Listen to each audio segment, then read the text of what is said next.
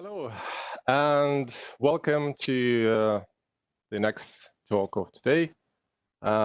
It's about observability, actually. So the talk was announced OpenMetrics, OpenTelemetry, OpenTracing. I already messed up the terms. Are we there yet? I have a nickname for it. It's called Trace. So let me switch to the slides now. And so first of all, I want to touch about on a important topic, why we need to measure things. So you could imagine that when we talk about telemetry, we talk about OpenMetrics and stuff. It's all about measurements. So why do we need to measure?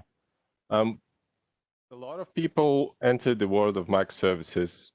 It took us by the storm a few years back, and now it becomes more like a mainstream. It's pretty normal. So people do microservices. However, what my experience, what I've done before working in different companies, that we were missing important points. Essentially, when we distributed our system, sometimes we got into a situation when we felt like we lost control. Why this happens? Because I think mainly because we forgot about observing a single monolithic application is much easier than observing a plethora of microservices that are hosted on different virtual machines. Now we host things in Docker and Kubernetes and stuff like that.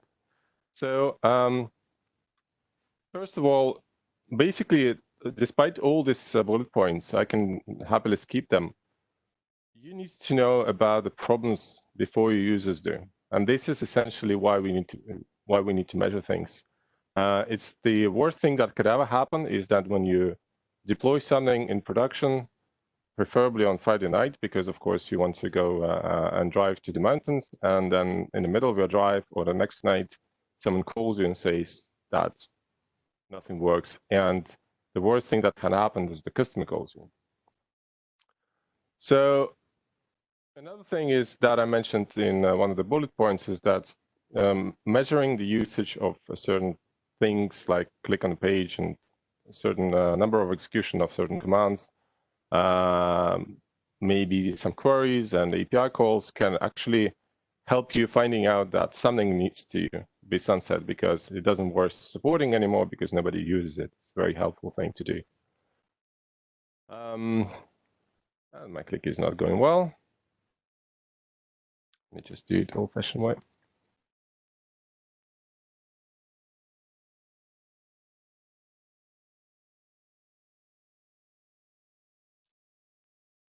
Sorry about the glitch. So how do we measure? We have, fortunately, the industry developed a number of tools to use for measurements. And we have a lot of vendors that offer decent tools that are either hosted, basically they're all cloud-based, software as a service.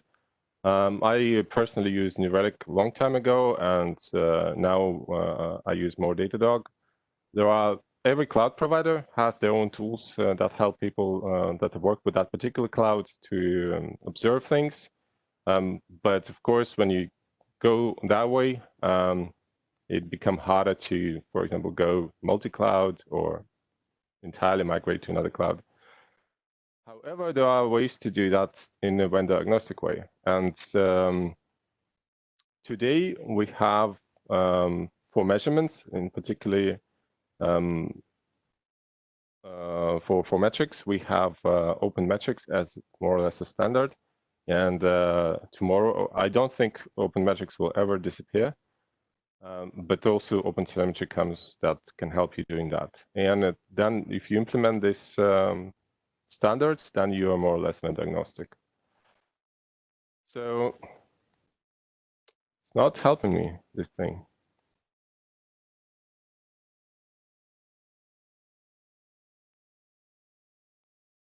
So why do you want to be vendor agnostic? When you work with a vendor tool and you use their SDK or library that supports instrumentation of application, you basically get vendor lock.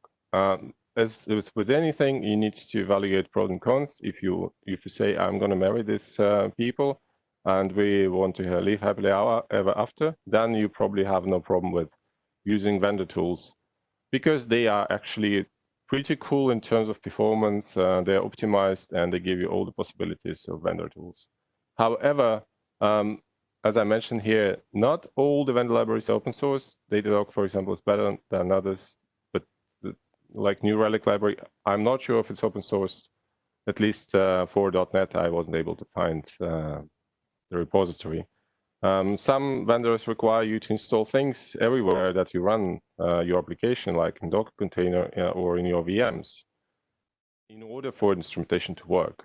And this is probably not exactly the thing you want. You want your application to report to them, but you don't want to take a lot of things that are associated with this to the application or to the infrastructure, basically. You want to take it into the application, but you don't really want to have your infrastructure impacted by that.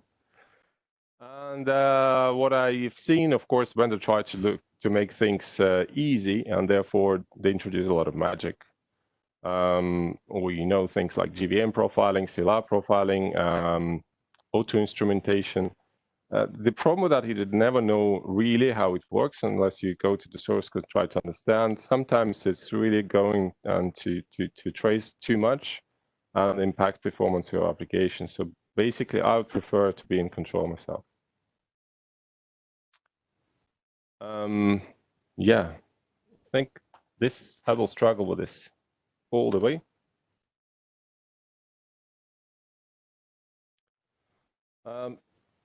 For metrics, I think this is there is only one place, only one standard that is kind of widely accepted. This is how we do it. OpenMetrics. I need to move a little bit. So OpenMetrics is born from Prometheus. OpenMetrics tries to standardize Prometheus format and make it available. Like, this is how you do metrics. In fact, as far as I know, as per now, Prometheus is the only thing, and the only difference you really get is that, for example, Datadog renamed their support for Prometheus to OpenMetrics, kind of claiming that really you don't need Prometheus. For example, Datadog can scrap your Kubernetes pods if you expose OpenMetric endpoints. So basically, there is no Prometheus there involved at all. So it's just a format. OpenMetrics aims to handle protobuf protocol, so deliver metrics in both protobuf and text, while the Prometheus only supports text. But for now, the text format is identical, so basically it's the same thing. I'm really sorry about the slides.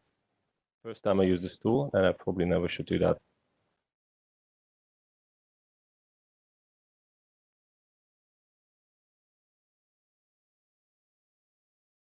Jesus Christ. Sorry. So I'll probably need to switch back and forth the slides so it doesn't freeze anymore. Prometheus is the time series database behind, but it's plethora of components that work together in order to deliver metrics for you. So it contains Prometheus servers, bunch of client libraries, including most popular or popular languages, push gateway, and I'll tell a little bit more about this, and exporters. It also has the alert manager.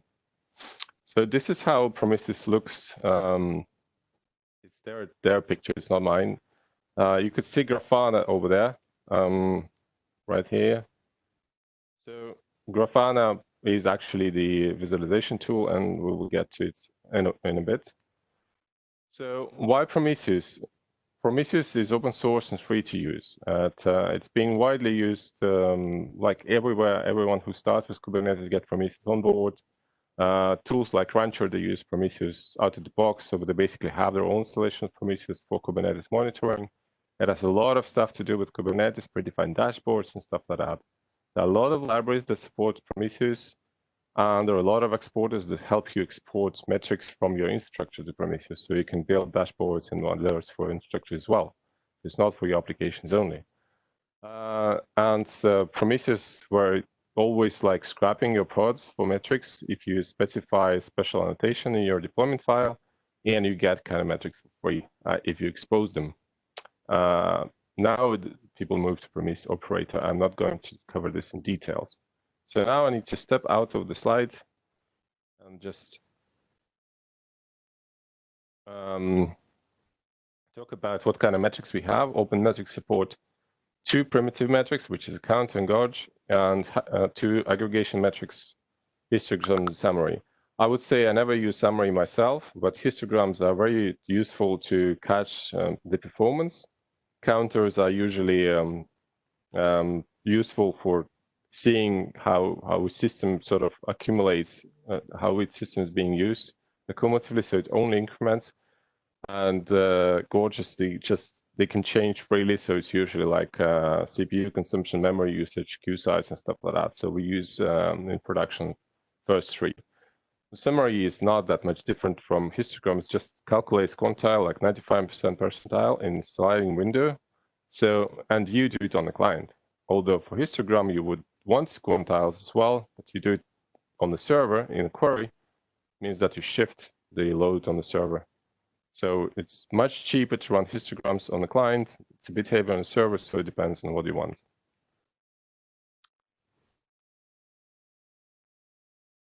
So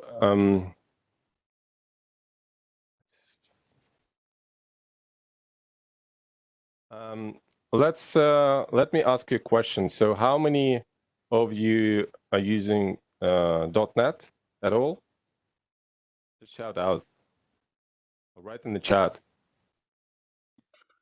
Yes. Yes. Okay. At least one. Okay. So I will. Oh, yes. 2. Okay. Yes. So 3. Oh, fine. Cool. That's cool. Thank you very much. So because I'm more like I do 90% of my stuff in .NET, so it's more comfortable environment for me. So I prepared some examples using C#. So this is how I do stuff with Prometheus in .NET. It's pretty easy to do. You basically get a package. There are several clients. I'm doing it deliberately because I don't want to trace. There are several clients. I personally use Prometheus Net because I find it very kind of, Prometheus oriented. And then you can instrument your parts of your application. In this example, I instrument HTTP endpoints, which is using middleware. So basically, it has a very simple middleware that runs for all the requests you make to the to your API and collects some metrics. So I think we're almost there. So this was about, yes, this slide wasn't about adding metrics. It's about exposing metrics through HTTP. So basically, you need to have WebSDK to do that, because you need to have a web server that will open some endpoint that's basically /metrics. It's by default. And then when you do this, you instruct your application to collect metrics. This is example. It's the simplest example, collect HTTP metrics, but you can also collect your custom examples. So let me go and show you stuff. Not talking.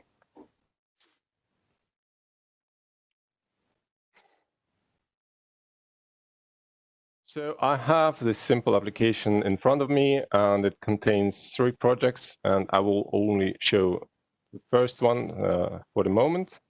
So this is what I've done. As I said, I have usage HTTP metrics here, and I use map metrics to expose them. So in addition to that, I use some custom metrics, but let me not touch it first, and I will just show how it's done. Just what do you get in the not the one I want to run. Need to run this one.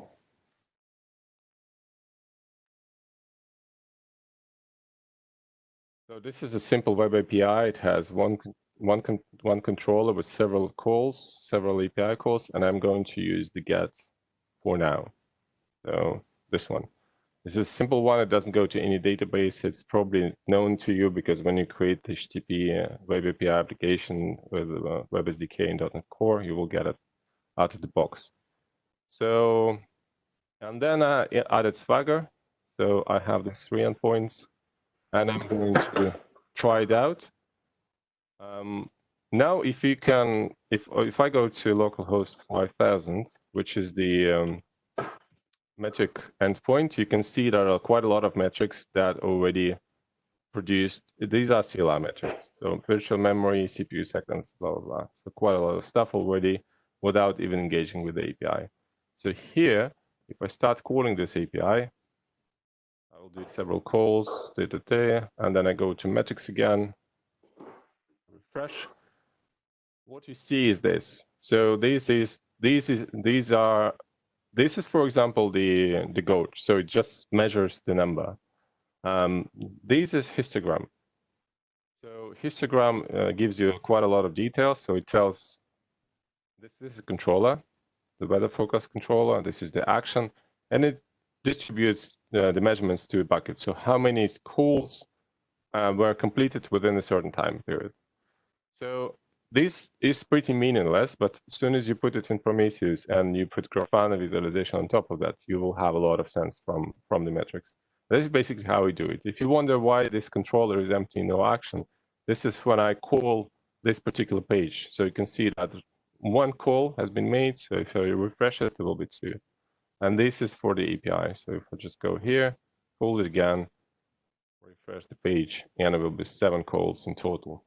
So this is quite easy to do. So to start with metrics, if you just want to measure your APIs, it's pretty easy to do. So now you can also collect custom metrics.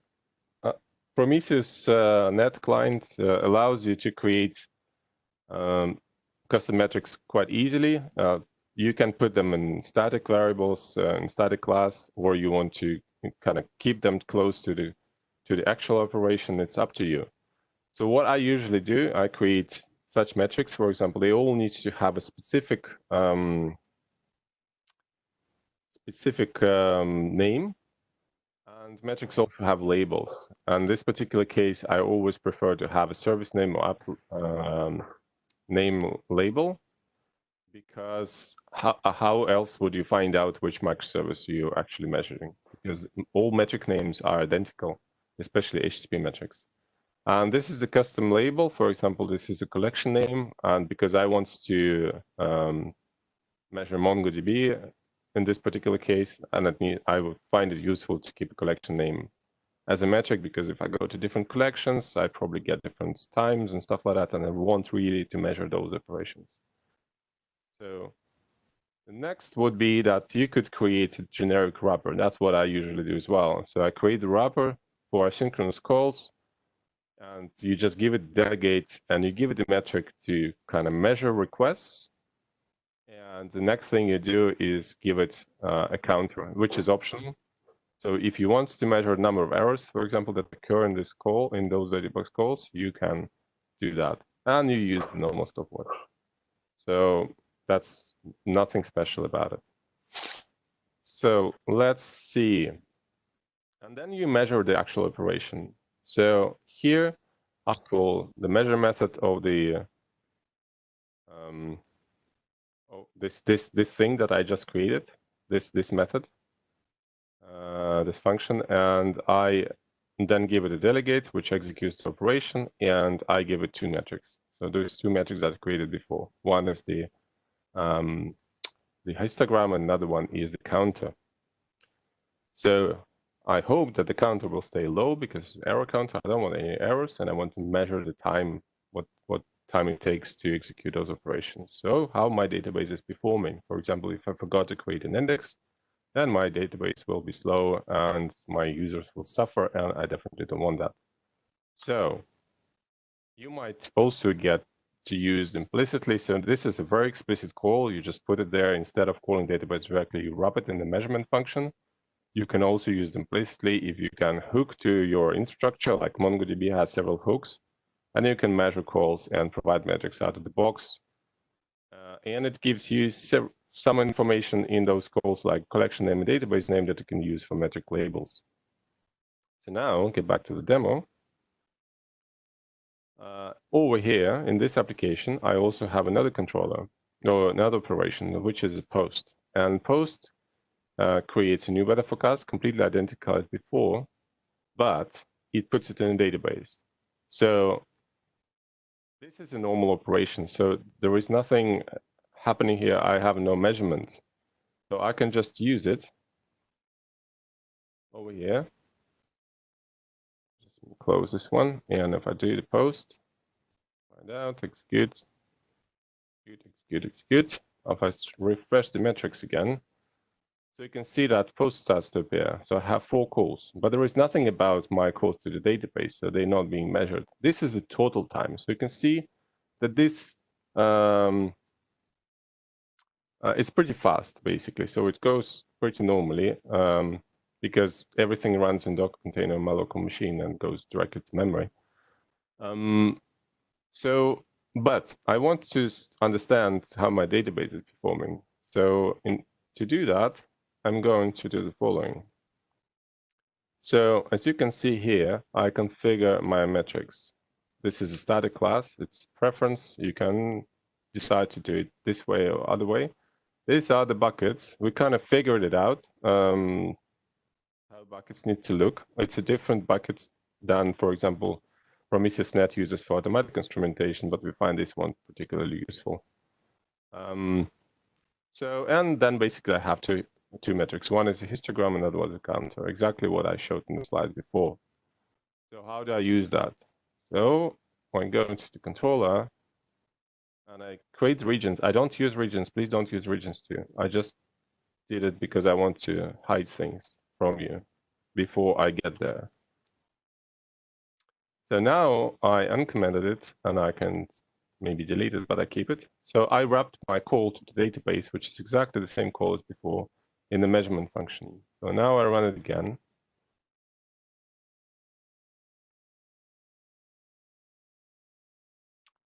And if I go back, of course, if I refresh, it will be empty because, I mean, there are no HTTP metrics, just normal kind of CLR metrics and the machine metrics.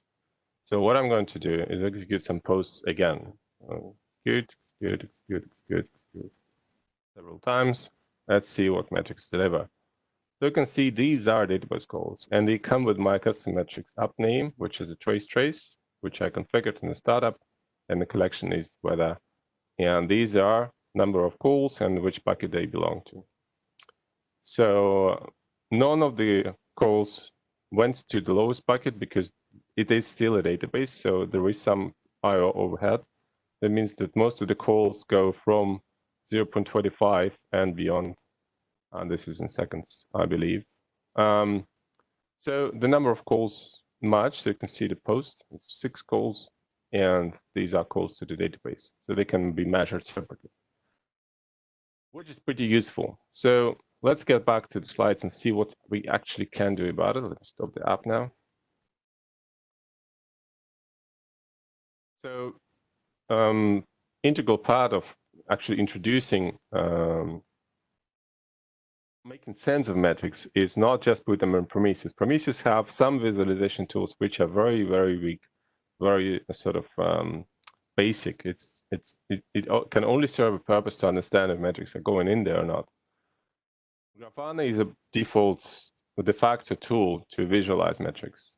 So usually Prometheus and Grafana get deployed together. And it also supports alerting. So you can configure certain metrics and set up thresholds when you can say, I want to get an email, a Slack channel alert, or something else.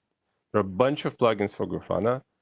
Grafana doesn't only support Prometheus as a source of data, but this is one of the sources you can work with.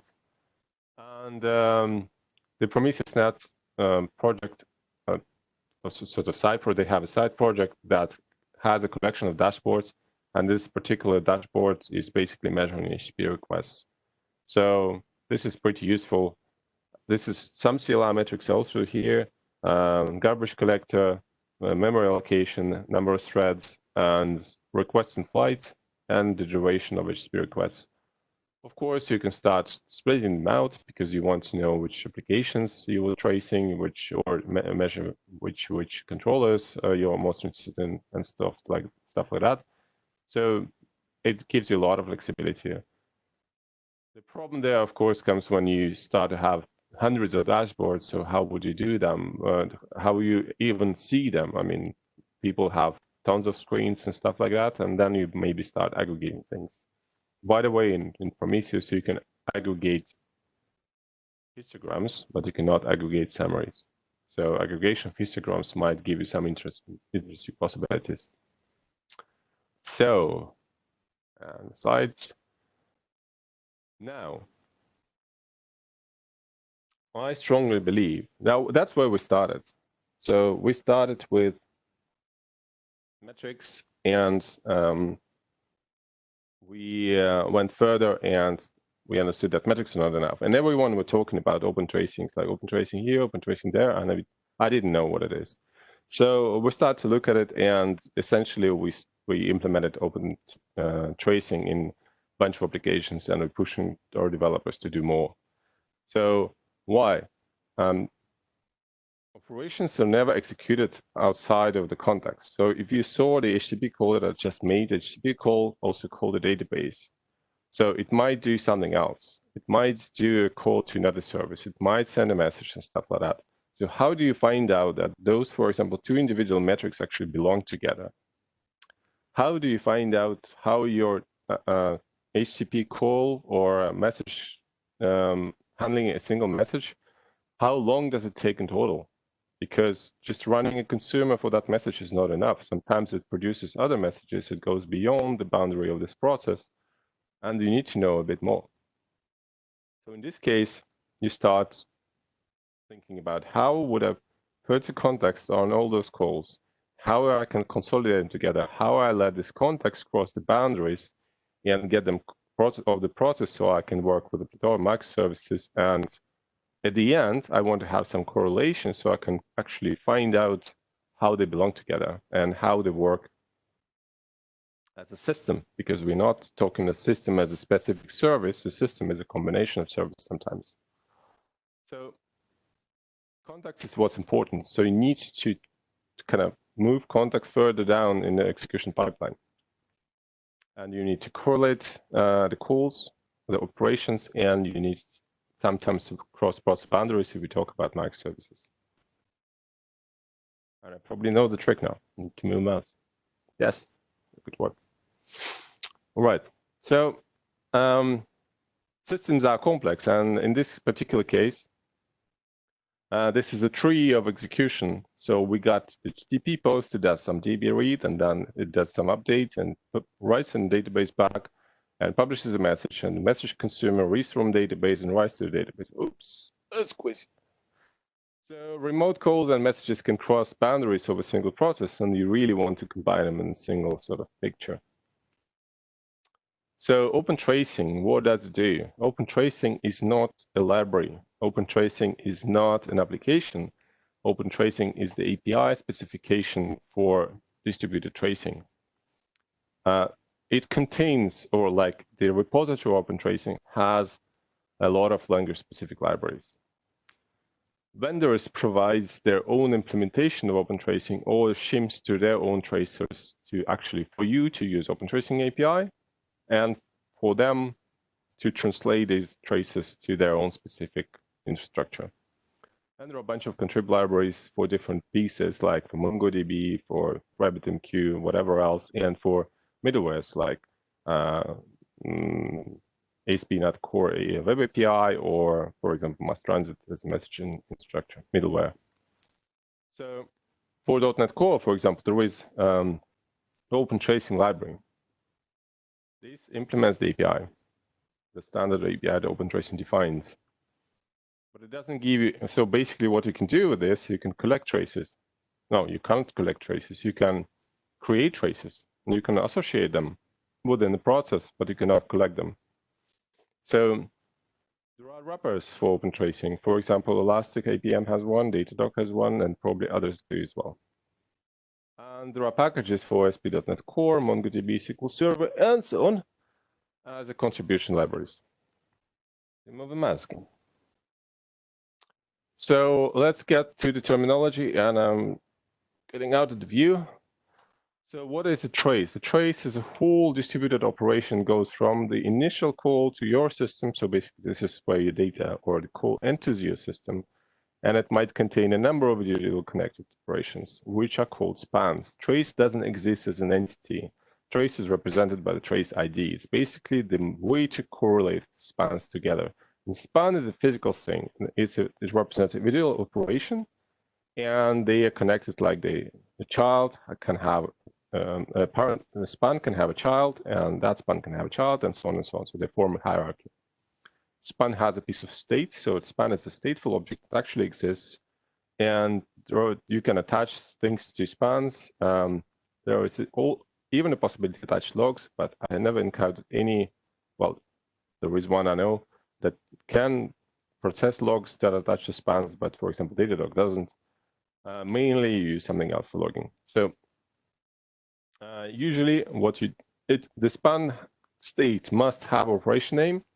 It also has things like span kind, span type, but these are most things. It needs to have operation name and the operation start and stop timestamps, because otherwise you can't measure things. Span state contain tags, and tags are used by in structure sort of span collectors to visualize them and to be able to find them, to be able to sort them and stuff like that. So, and the context is the implementation dependent state. So it's how different vendors implement span state. And most of the implementations use trace ID and span ID as the correlation identifiers and to build sort of the sequence or the tree. And the baggage items, I don't know what it means, it's actually baggage items, it's a typo. So in tags, as I said, is just a way to kind of visualize them. So again, one trace consolidates one or more spans, which form a tree. And I use the IDs like 1 is a child of 1, 1, 2 is a child of 1, and so on. These are artificial things, although .NET Core Diagnostics activity or .NET activity thing or concept uses hierarchical ID, similar to that. But this is just for illustration purpose, so you can see the parent and child relationship. But all the spans have the same train ID if they belong to the same root span that started the whole thing.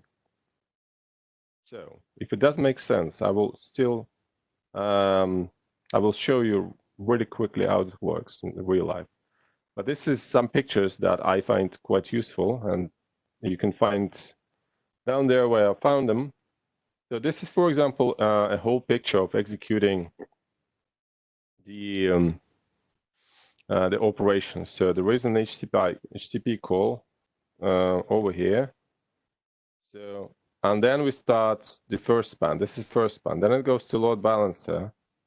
And then it goes to, for example, authentication service, authorization service, and stuff like that. So all these individual operations get their own spans. And this all these spans form a trace. And if you look here, over there, so you can see that they use color coding. I can show you waving hands. So here they use this color to indicate the whole span. It's very inconvenient to show because I don't see what I'm pointing to. This is the whole span, and it basically represents no, here, this guy.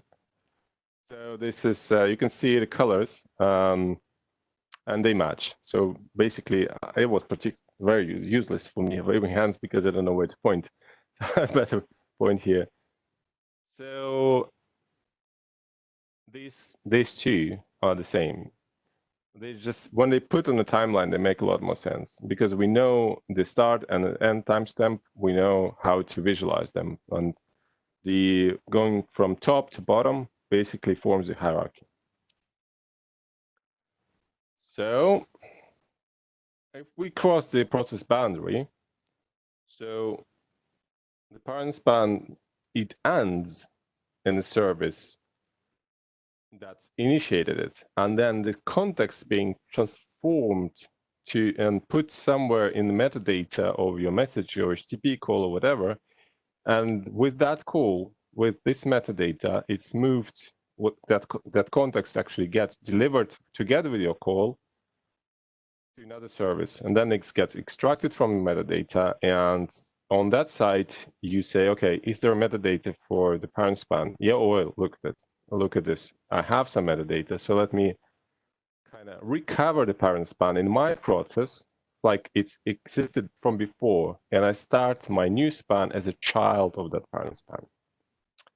So it's a bit confusing at times, but if you start doing that, you will get it a bit quicker. So, but to start using it, it's not that hardcore, to be honest. So what we need to do is to,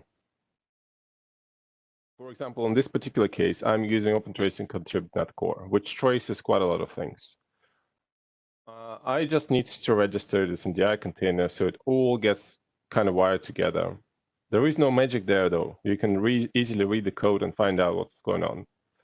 So the problem with that is that when I do that, unlike metrics, because metrics for Prometheus are pool-based, and I probably should have mentioned this. So Prometheus, when it scraps your service, it will call the metric endpoint on its own. And you can have other instructions like Datadog calling your service and scrapping your metrics. Traces are not like that. Nobody will scrap traces. You need to push traces to the infrastructure. So the default implementation, the OpenTracing library for any language, default tracer is no OpenTracer. So your traces don't go anywhere. So what you're gonna do is to attach it, to send it to some place. So one of the tools that people start playing around with when it comes to traces is Jaeger. Jaeger is the tool created by UberTech a long time ago, just for that purpose, and it embraces OpenTracing from the start. Basically, it's built around OpenTracing formats and stuff like that. It's pretty easy to run, so all you need is, it has a lot of components. I think it shovels data to Cassandra and stuff, but you have one container, it's called all-in-one, you can just start it up and it will work. And but you know, when you do Jaeger, you're on your own, you need to maintain it. So let's just try using it and see what happens. So the demo again. I'm getting back to my application, and let me do a little bit more. So here in the startup, I have this thing that's called OpenTracing, and this is Jaeger. Those 3 lines are Jaeger. This is how you register the implementation of a tracer with OpenTracing, and this is how you add OpenTracing basically. And add OpenTracing is not required to produce your custom trace. It's just tracing HTTP web API automatically, stuff like this. So, but it's really not needed for tracing something else. So what I also did, I used Mongo tracing library, contribution library, to trace Mongo calls. So let's see how this works. I have another operation in my controller, which is a post. Yes, that's the one I use, sorry. It is the same, so I don't do anything here. Unlike with measurements, when I measured, I had to wrap it in this measure function call. I won't do anything at all. So what I'm going to do now is to run this application. Yes. Now I go here, and I'm going to visit Swagger API, not Swagger, Jaeger Swagger. And because it's cryptic, I kept it in the comments. So over here, go to Jaeger, and this is how it looks.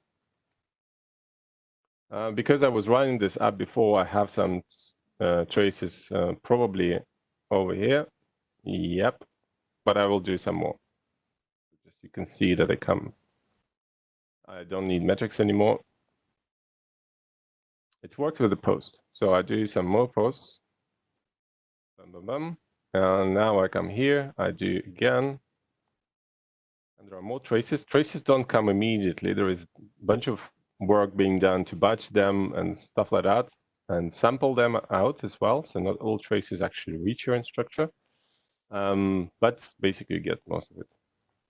So if I open one trace, you can see here that this is the HTTP call that I received, and it took about 9 milliseconds.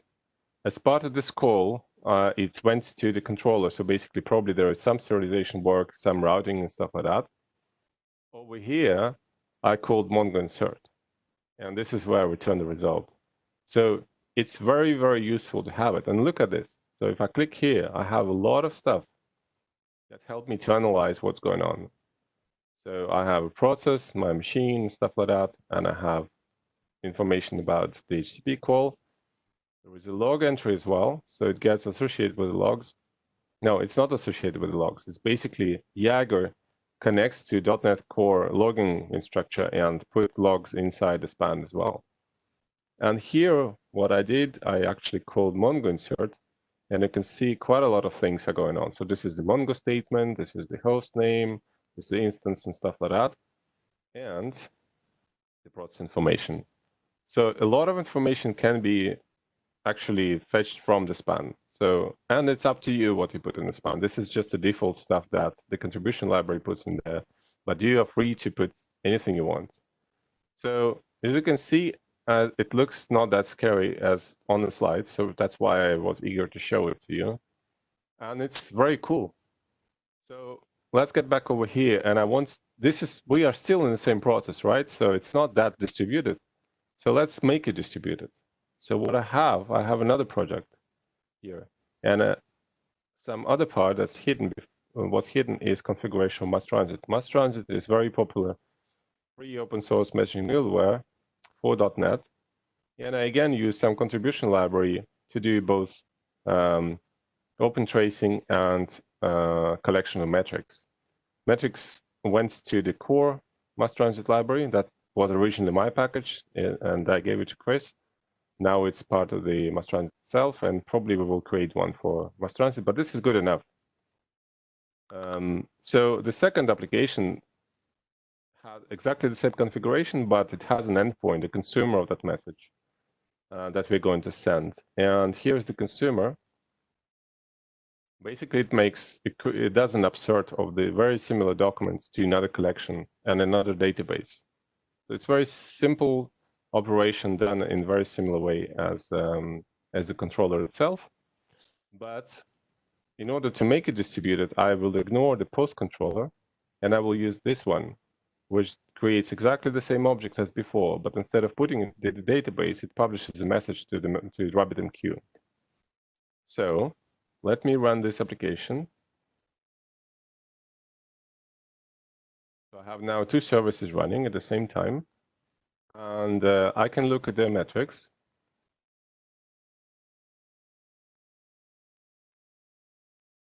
This is the one that is running. It still has all the collected metrics because I haven't stopped it. Localhost 1001.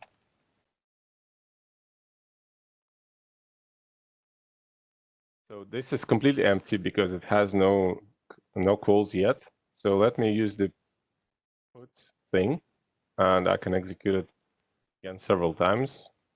I can look at RabbitMQ. They all run in Docker on my machine, in Docker Compose. So you can see that there were some messages coming over. If I look at the queues, there is a history, so there were messages coming through. They all consumed, so it's fine. There are no errors over here. So if I go to metrics of the first one, I can also see that the put controller has been called several times. And this is it. For some reason, I'm not getting Prometheus metrics for mass transit, but that's not what I'm showing. So it's okay. Here is the consumption metric. So you can see that this is the message type that I was sending. This is a consumer type, and this is how it went to the bucket. And this is the service name, which is trace remote. So it's already pretty useful. I have some metrics. Let me go to Jaeger, search for traces again, and hope that there will be some traces that are distributed. It doesn't happen immediately, straight away. So I sometimes need to wait. I swear to you that it actually went through. So I need maybe to refresh it. Yeah, so trace remote is coming to the list of services now. It wasn't there before. This is how the command was executed. So this is how spans in that service were built. So I receive a message. I call the consumer. Well, mass transit calls it for me, and I do Mongo update. But again, it doesn't give me any distribution, right? So something is not exactly right. So let me go over here, find traces again, and I couldn't find anything. Okay, let it just process things on its own, and I can do some more calls. Bam, bam, bam, bam, bam, bam. And meanwhile, while it's processing the traces, I can go over here. Yes, definitely hasn't yet processed the traces. And I guess I would need to return back to it a bit later just to see how it went. Or I can just try to find all the traces that I had from before. No, it has only recent traces. So let's wait a little bit and get back to the slides, and I come back to the picture and show you distributed traces. All right. Now, I was going to show you the architecture, how they call it in Jaeger, but it's not very kind of impressive because it just has 2 services running on my local machine. This is much more impressive. This is a picture of Datadog service map that kind of uses traces to build this diagram. And it's very cool because you can see all the stuff, and you see resources that are loaded the most in red circles. Those that are green are kind of fine.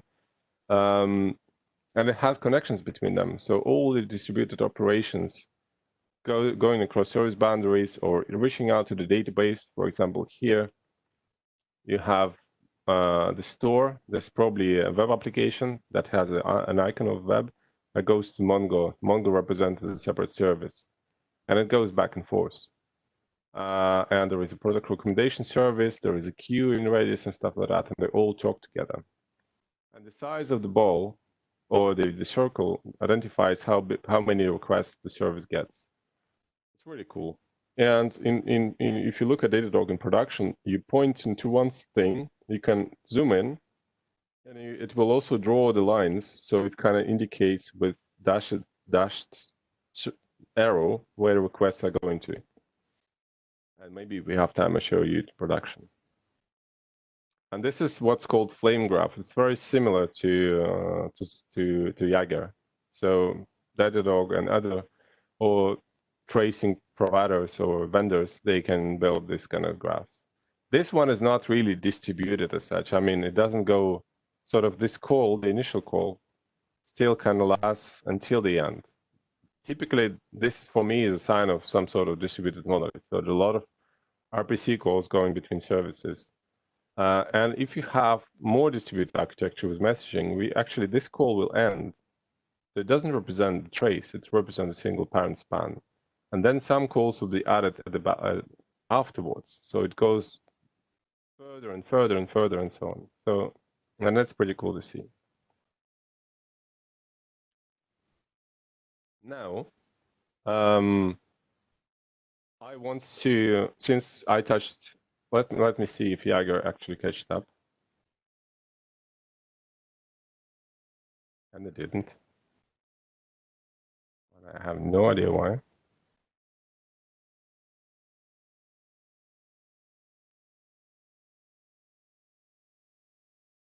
I swear to you, I've seen it. I should have put it in the slide.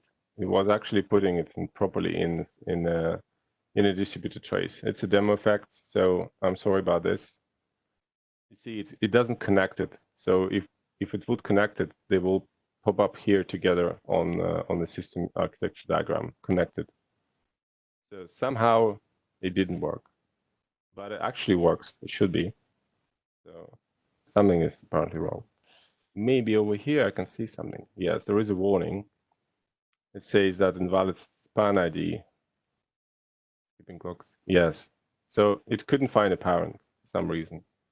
So maybe my spans were sampled on the parent side, or something else has happened. So we're just going to call it several times more, just in case. And I get back to it later on if I have time. All right.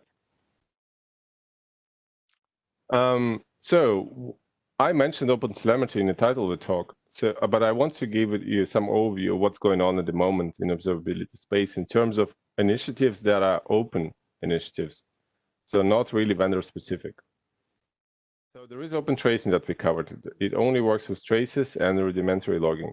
OpenSensus is the initiative that aimed to cover metrics and traces, and they say we will implement logs in the future, but there is no future OpenSensus.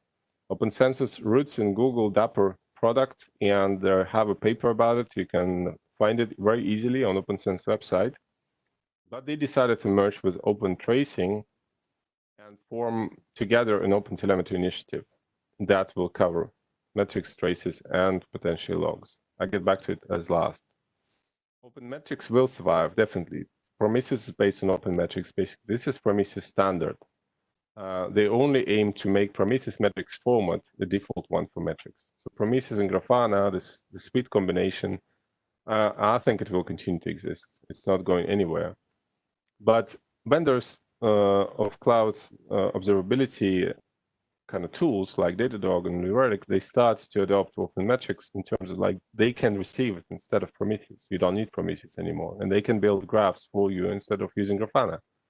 So it's up to you how to do that. OpenZipkin is a bit weird thing. It's very, very popular, I have to admit. It was done to do distributed traces, and it's just a tool. Like Jaeger is a tool originally developed by Ubertech. Zipkin is a tool developed by Twitter. So they say, okay, we open source it and we form a community that's called OpenZipkin. That will just provide libraries and stuff like that, instrumentation. But the only product that can consume Zipkin traces, OpenZipkin traces, is Zipkin. So you kind of stack with it. But if you want to give it a go, I mean, it's fine. It's a decent product, and I heard a lot of people using it. OpenTelemetry is interesting beast. As I said, OpenTracing and OpenSensus decided to go together and create a new specification for that will cover kind of everything. Because you saw that metrics are kind of isolated on their own, traces are on their own, but they measure the same things, and it kind of makes no sense to do that. So when you measure when you create traces, they have start and stop, right? So you can potentially build metrics from that. So OpenTelemetry aims to solve all the problems, including the logs in the future. In addition to that, they have some more interesting things in the pipeline. So OpenTelemetry is in beta now, and I'm going to talk about it in a moment. So OpenTelemetry provides a single set of APIs, libraries, agents, collective service to capture distributed traces and metrics from your application.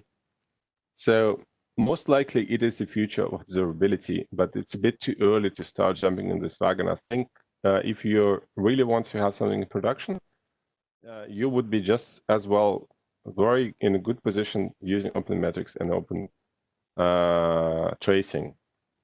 So, but what they do is they created a specification for API and also for SDK. So they dictate how you create libraries that support those APIs. They have implementation for a bunch of platforms. You go to OpenTelemetry repo and quite a lot of already done. But unlike anyone else, they also decided to create their own protocol. It's based on gRPC and protobuf, so it's pretty performant. No one else except Zipkin actually have done it. So standard protocol that will just work as part of OpenTelemetry. They create a collector. It's written in Go. You can find it over there. So it uses the protocol to basically you can send data to the collector. And there are a bunch of exporters that are vendor specific. So you can export stuff that you collect with OpenTelemetry to Prometheus, Jaeger, Zipkin, whatever else. So let's touch some terminology of OpenTelemetry. Trace is basically almost the same. It's virtual. and it's represented by trace ID. A span is also very similar to OpenTracing span, but it has a little bit more context and more into the state. So span context is very similar to OpenTracing, but it must have trace ID and span ID. OpenTracing said it's then implementation specific, how you basically correlate. OpenTelemetry says you must use span ID and trace ID to correlate. This is the way to go. So they kind of eliminate this confusion. And correlation context is similar to baggage items in OpenTracing, but it also used in logs and metrics. So it's not only that the context is attached to traces, but it's attached to everything. So the protocol is a unique thing in OpenTelemetry. So they aim to kind of define a standard for how telemetry being delivered to the infrastructure. A collector is, as I said, a component that receives the protocol data. Funny enough, it can be used as a standalone tool, so in case receive stuff, but it also can be used as a component, as a library. So you can build your exporter. So for example, Datadog build an exporter that uses a collector component to export data to their own infrastructure. So they use statsd for metrics, and they use their own protocol for traces. And so basically they receive data using the collector, convert it over, and send it to their own infrastructure in their own format. There are a bunch of exporters, I think about 20 different vendors. You can look at it in the repo, find out. So they have a bit different set of metrics. So they have counters, up and down counters, recorders, observers. They introduce a concept of observers, which is a synchronous metric. A synchronous metric is different because with OpenTelemetry, you don't necessarily know, unlike OpenMetrics, which is normally a pull. So someone calls you to collect metrics. With OpenTelemetry, you don't know. If you use a collector, it will actually be a push model. It means that there will be significant overhead if you send all the metrics every time you do the operation. So they introduced the observer for you in order to not sort of every time update the value, but the observer can call your metric and observe it at a time when it's being collected. So it's kind of trying to solve this push versus pull model in a nice way. And aggregations at this moment, complex aggregations aren't really defined in the spec. So I quoted a very long line from their documentation. They say we want to have it, but to be honest, there is only one implementation that I've seen that has, for example, histograms is the implementation of Go, which is the most advanced one. All others that either have plans, so the most they have is a comment line that want to have histograms, or none. So for example, .NET implementation or Java implementation has no aggregation metrics whatsoever, which is a bummer.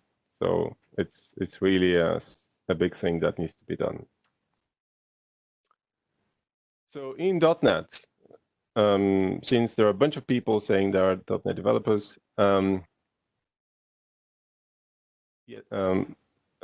so check out the repo. Basically, there's a small group of people working on that. I was contributing as far as I can, as much as I can, but they might need help. So there are regular meetings. I never participate in any, but if you really want to get involved, please do. It's basically the community effort. It's backed by large organizations, like this particular one is quite a lot of Microsoft people are working there on the code. But apparently the more people get involved, the faster it will go. It uses system diagnostics with the event listeners and activities, which activities are pretty new things. So if you haven't looked at that, you might want to do that as well. And the OpenTelemetry for .NET has already quite a lot of instrumentation. Mainly it goes around Microsoft own things. So contributions for things like MongoDB, Redis and stuff. I think they have Stack Exchange Redis instrumented because they actively use it themselves. But for example, there is nothing from MongoDB. But for those who use SQL Server, it's apparently there. And they have OpenTracing shim. So if you have your application instrumented with OpenTracing, OpenTelemetry will be just plug in. If it's necessary or not, it's up to you to decide, but it gives you sort of migration path. So for moving along, for all developers, .NET, whatever, Java, Python. So I would suggest use some of the open source tools for OpenTracing and OpenMetrics. don't go with vendor locking unless you're absolutely sure that you're going to stay with this vendor for the rest of your life. You will get a better night's sleep if you don't do observable services yet, but you want to do services, make them observable from the start. Really, I mean it. Try helping OpenTelemetry project moving forward if you can, and check OpenTelemetry status regularly. Maybe it will become out of beta soon. So it just got out to beta stage about a month ago. For .NET developers, you do the same. I mean, in addition, you might want to consider using system diagnostics activities and stuff, because they have kind of things. Application Insight diagnostics for Azure works with activities. Basically, there is almost nothing to do. And all Microsoft libraries, including in the CLR, in HTTP clients, SQL, whatever, they actually produce diagnostics events, which you don't see normally unless you attach diagnostic listener. It provides a lot of information about how the application is running. You can create your own stuff. There are a few places where you can find things, and I might just write some sample code as well to show how it's done. We created a few instrumentation libraries using that. It's pretty nice. I mean, it uses sort of .NET Core native things to instrument libraries that you can actually write sort of conversion to OpenTracing and or OpenTelemetry when you want to, not touching the library itself. Yes, and now it's question time. And so if you want to reach out, you can just go to Twitter, and I have this black screen, and I completely forgot about the nice things about like this, yeah, like this. So I'm popping up in front of the camera again. So you probably already forgot my face. So here I am. So if you want to ask some questions, I saw a question in the chat about the slides. I already exported them to PDF. I will put them in Slack in a room place, and I probably put them in slide deck in SlideShare or something. So if you have more questions, it's time to ask if we have a little bit of time.